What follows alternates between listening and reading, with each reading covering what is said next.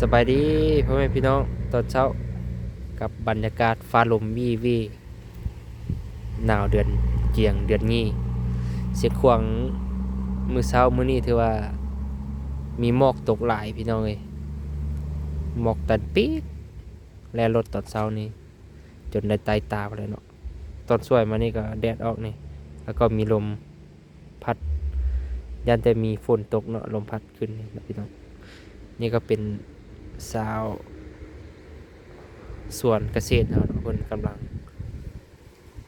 เก็บกู้มันสักคูเนาะสีขวางเฮาเอิ้นเก็บกู้มันสักคู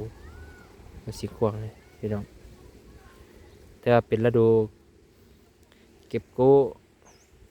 มันสักคูพี่น้องเอ้ยนะพอเดือนเกียงเดือนนี้แล้วก็จะเก็บกู้เนาะเพราะว่าใบมันก็เหี่ยวตายได้แล้วพี่น้องทางยามกลเก็บเกี่ยวแล้วพี่น้องนานเอานี่ก็มันก็จะยุบฝนมาอีกจะหน่อยเนาะ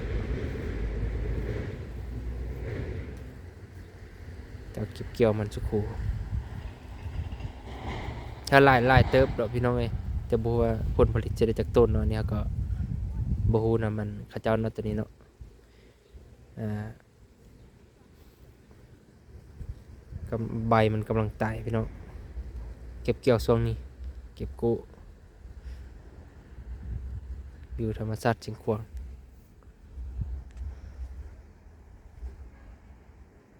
ตอนสวยมานี่แดดออกพี่น้องเอ้ยมื้อนี้